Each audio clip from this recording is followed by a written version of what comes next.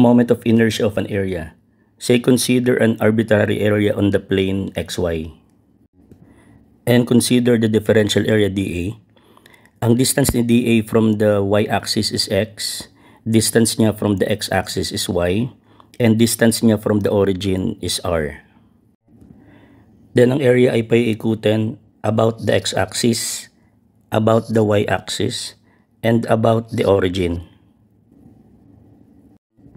Yung moment of inertia kapag pinaikot about the x-axis is tawagin nating Ix. Moment of inertia about the y-axis is Iy. And about the origin is tawagin nating Jo. From integral calculus, the moment of inertia I is equal to the integral of the distance square times the area. Ang distance rho is the distance from the differential area perpendicular to the axis of rotation. Para sa Ix, the distance rho is the distance from the differential area perpendicular to the x-axis, so that is y, and then square and then differential area. Para naman sa Iy, the distance rho is x and then square, then times the differential area dA. Para naman sa Jo, the distance rho is r, then square, and then times the differential area dA. Take note na ang moment of inertia ay tatawagin nating I kapag ang axis of rotation is coplanar with the area. At tatawagin naman nating J kapag ang axis of rotation is perpendicular to the area. At itong J ay tinatawag na polar moment of inertia. Ito ulit yung ating arbitrary area on the plane xy. So kapag pinaikot about the x-axis, ang moment of inertia is Ix. So moment of inertia since the axis of rotation is coplanar with the area. Kapag pinaikot naman sa y-axis, the moment of inertia is Iy since the axis of rotation is coplanar with the area. At kapag pinaikot naman sa z-axis, the moment of inertia is tawagin natin Jo, the polar moment of inertia, since the axis of rotation, the z-axis, is perpendicular to the area. Recall, the polar moment of inertia about the origin Jo is equal to the integral of the distance square, which is r, and then times the differential area. Applying Pythagorean theorem, r squared is equal to x squared plus y squared, and then times differential area. Then Jo is equal to the integral of x squared dA plus the integral of y squared dA. Alam na natin that the integral of x squared dA is Iy plus the integral of y squared dA is Ix. So that the polar moment of inertia Jo is equal to Ix plus Iy. Next topic is the parallel axis theorem. Consider again the tributary area at ito yung centroid. At yung distance ni centroid from the x-axis is y bar, distance from the y-axis is x bar, and distance of the centroid from the origin is r bar. Passing through the centroid are the centroidal axes x prime and y prime. Consider a differential area dA. Yung distance niya from the x prime axis is y prime, distance niya from the y prime axis is x prime, and distance ni differential area from the x-axis is y, and distance niya from the y-axis is x. Say paikutin natin yung area about the x-axis, so hahanapin natin is the moment of inertia Ix. So the moment of inertia Ix is equal to the integral of the distance y square, then times dA. From the figure, the distance y is equal to y bar plus y prime. Then expand, we obtain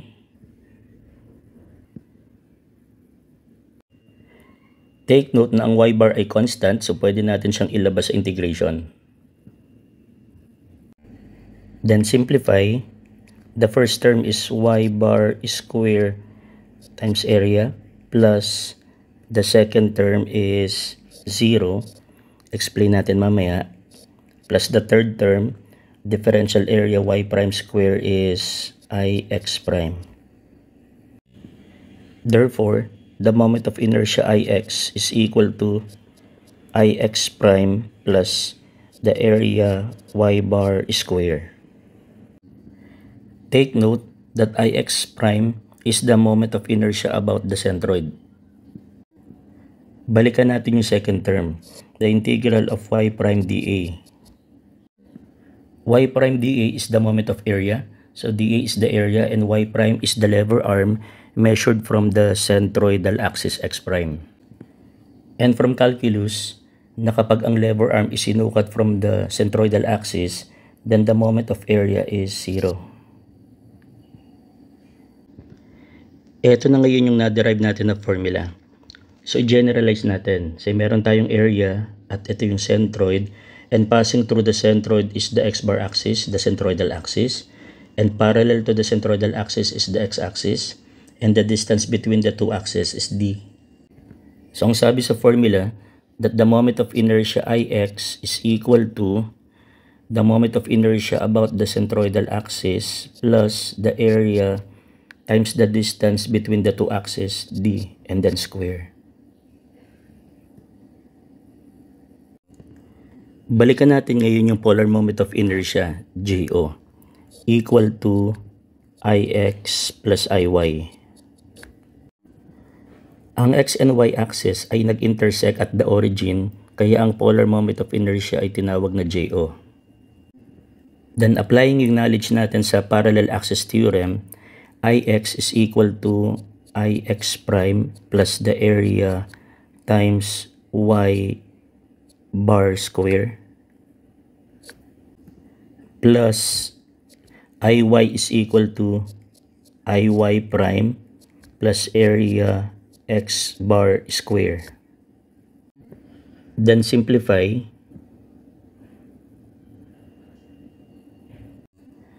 Para sa first term, yung x prime and y prime axis ay nag-intersect at the centroid. So, ang first term is the polar moment of inertia about the centroid plus area times, applying Pythagorean theorem, x bar square plus y bar square is equal to r bar square.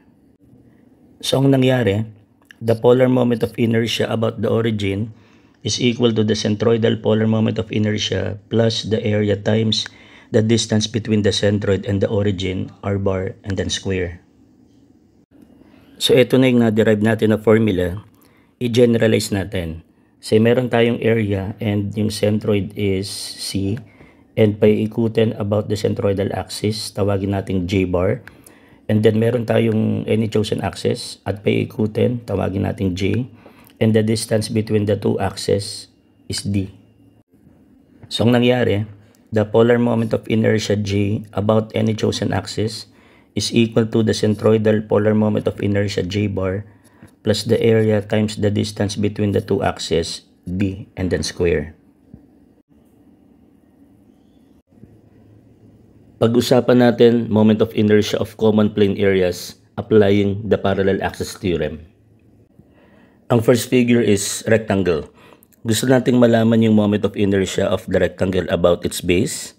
So, applying the parallel axis theorem, the moment of inertia about the base, Ix, is equal to the centroidal moment of inertia Ix bar plus the area distance square. The centroidal moment of inertia of the rectangle is 1 over 12 bh cubed plus the area is bh times the distance between the x bar and the x-axis is h over 2 and then square. Then simplify, the moment of inertia Ix is equal to 1 over 3 bh cubed. Next figure is triangle. Gusto nating malaman is the moment of inertia about the base and about the tip. Applying the parallel axis theorem, the moment of inertia about the base, Ix1, is equal to the centroidal moment of inertia Ix bar plus the area distance square. The centroidal moment of inertia of the triangle is 1 over 36 BH cube plus the area is 1/2 BH times the distance between the x bar and the x1 axis is h over 3 and then square. Then simplify, the moment of inertia of the triangle about the base, Ix1, is equal to 1 over 12 BH cube. Next, the moment of inertia of the triangle about the tip. Applying the parallel axis theorem, the moment of inertia Ix2 is equal to the centroidal moment of inertia Ix bar plus the area distance square. The centroidal moment of inertia Ix bar is 1 over 36 BH cube plus the area of the triangle is 1/2 BH times the distance between the x bar and the x2 axis is 2h over 3 and then square. Then simplify, the moment of inertia of the triangle about the tip Ix2 is equal to 1 over 4 BH cube. Next figure is semicircle. So the moment of inertia about the base is pi r raised to 4 over 8. At ang gusto naman nating malaman dito is the centroidal moment of inertia. Applying the parallel axis theorem, the moment of inertia Ix is equal to the centroidal moment of inertia Ix bar plus the area distance square. Ix is pi r raised to 4 over 8 equal to Ix bar plus the area of the semicircle is pi r square over 2 times the distance between the x bar and the x-axis is 4r over 3 pi and then square. Then simplify, the centroidal moment of inertia of the semicircle Ix bar is equal to 0.10975 69606 r raised to 4. Next figure is trapezoid. Given are the dimensions, the area, and the location of the centroid. Then find the moment of inertia about the centroid, Ix bar.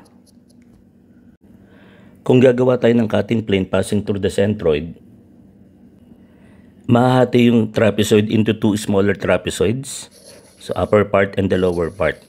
At medyo magiging mahirap ang solution natin for the moment of inertia. So para maging mas madali ang analysis, maghanap tayo ng axis kung saan madaling mag-solve ng moment of inertia, and that is at the bottom. So para ma-solve ang moment of inertia about the bottom, hahatiin natin yung trapezoid into two triangles.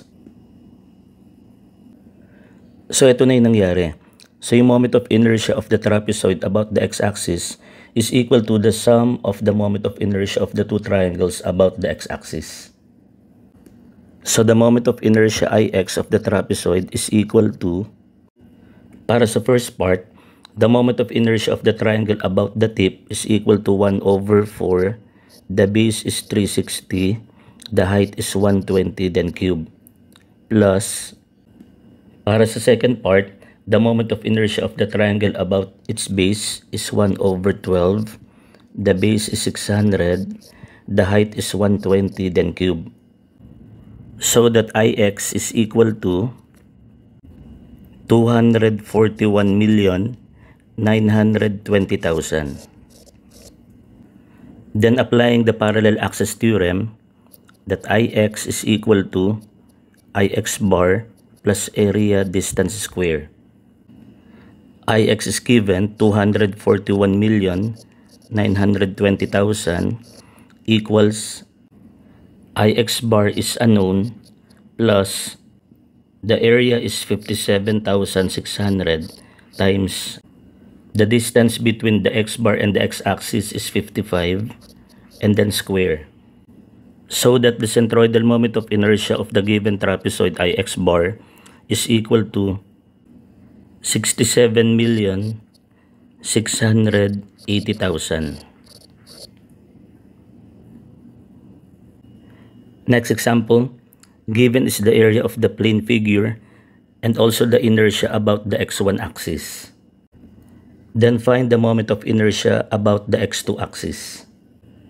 Applying the parallel axis theorem, Ix1 is equal to the centroidal moment of inertia Ix bar plus the area distance square.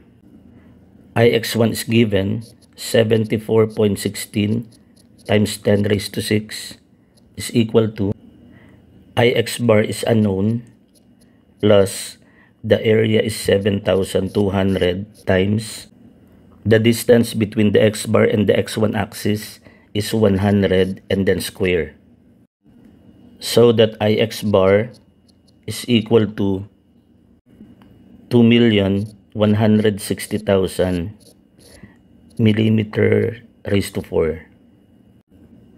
Applying again the parallel axis theorem, that Ix2 is equal to the centroidal moment of inertia Ix bar plus the area distance square. Ix bar is 2,160,000 plus the area is 7,200 times the distance between the x bar and the x2 axis is 180 and then square.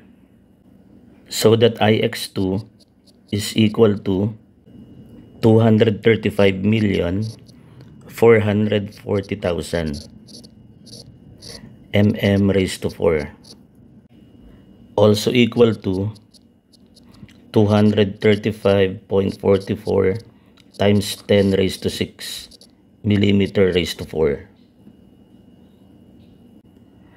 Take note, sa problem na to, merong common mistake. Ito yung mistake, that Ix2 is equal to Ix1 plus area distance square. Ix2 is the required, equal to Ix1 is 74.16 times 10 raised to 6 plus the area is 7,200 times the distance between the x1 and the x2 axis is 80 and then square. So the erroneous answer Ix2 is equal to 120,240,000 mm raised to 4. Take note sa parallel axis theorem na ang first term sa right side ng equation must always be the centroidal moment of inertia. And since Ix1 is not the centroidal moment of inertia, kaya nga ang sagot na 120,240,000 is wrong.